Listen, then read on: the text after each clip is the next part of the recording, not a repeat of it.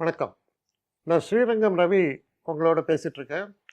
இது வார பலன்கள். ஆகஸ்ட் மாதம் 17ஆம் தேதி தொடங்கி 23ஆம் தேதி வரை உள்ள வாரத்திற்கான பலன்கள். மகர ராசி. மகர ராசி நேயர்களை பொறுத்த வரைக்கும் எப்படின்னா, நீங்கள் எப்போவுமே கடுமையாக உழைக்கக்கூடியவர்கள். உழைப்பில் தொய்வு என்பது இருக்காது. ஒரு மனுஷன் அதே ஸ்பீடில் வேலை செய்ய முடியும்னா அது நீங்களாக தான் இருப்பீங்க. 30 வயசில் அதே பண்ண ஸ்பீடு 60 வயசுலேயும் இருக்குது. அப்படி அர்த்தம்.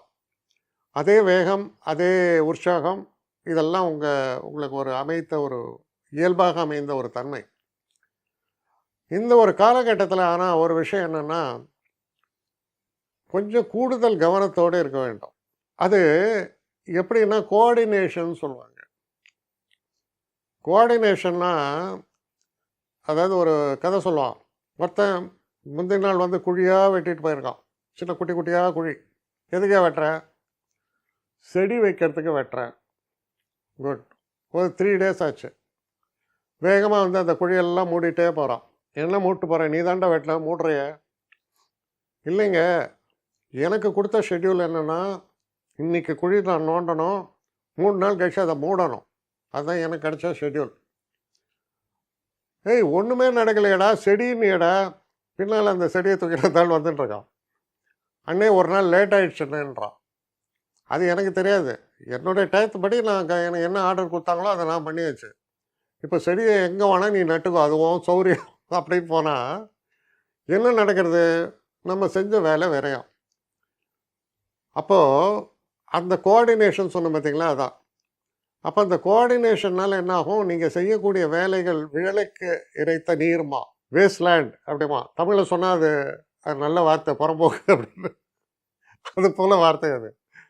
ஸோ அங்கே போய் நீர் இறைக்காதுறான்றான்.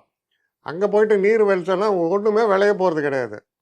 அதனால் நம்ம செய்யக்கூடிய வேலைகளில் நான் என்ன சொன்னேன், நீங்கள் அயராது உழைப்பவர். ஆனால் அதை சரியான முறையில் டைரக்ட் பண்ணி உழைக்கிறோமான்றதை பார்க்குறது அவசியம். அதுக்கு தான் இதை சொன்னேன். அதே போல் திருமணம் சம்மந்தப்பட்ட பேச்சுவார்த்தைகள்லாம் சிறப்பாக இருக்கும்.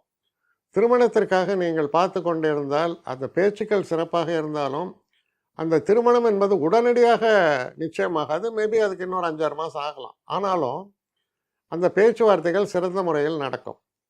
சில நேரங்களில் உங்களுக்கு சில பேர் மேலே அபிப்பிராயம் இருக்கலாம், காதல் இருக்கலாம். அப்போ அதை வெளிப்படுத்தக்கூடிய ஒரு காலமாகவும் இது அமையும். அதனால் இந்த ஒரு காலகட்டத்தை பொறுத்தவரையில் முக்கியமான ஒரு விஷயம், எல்லாம் நல்லா தான் இருக்குது. ஆனால் என்னுடைய முயற்சி சரியான திசையில் இருக்கிறதா? உப்பு வைக்க போனேன் மழை பெஞ்சது, பஞ்சு வைக்க போனேன் காத்தடிச்சுன்னு ஒரு பழமொழி சொல்லுவான். அது மாதிரி ஆகிடக்கூடாது.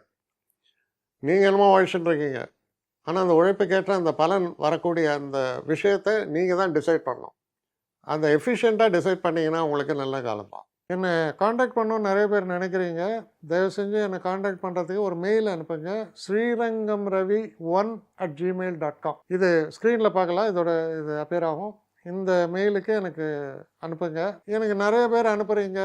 நான் ஒருத்தன் தான் அதை பார்க்குறேன், செய்கிறேன். ஏன்னா இது வேகமாக செய்யலாம் முடியாது. ஒரு நாளைக்கு ஒரு 3 பேர் பார்ப்போம், 4 பேர் பார்க்குறோம். அதனால் கொஞ்சம் டிலே ஆகுது. கட்டண சேவை தான். இந்த கட்டணத்தை செலுத்திய பின்பும் கிட்டத்தட்ட ஒரு 5-6 நாள் ஆகும். சில பேர் நினைக்கலாம் கட்டணத்தை செலுத்தின உடனே அடுத்த நாளே பார்க்கணுன்ட்டு. அப்படி என்னால் முடியல. கொஞ்சம் பொறுமையும் நிதானமும் தேவையும் இருப்பவர்கள் நிச்சயமாக காண்டாக்ட் பண்ணுங்கள். என்னுடைய பெஸ்ட்டு சர்வீஸு உங்களுக்கு கண்டிப்பாக உண்டு. வணக்கம்.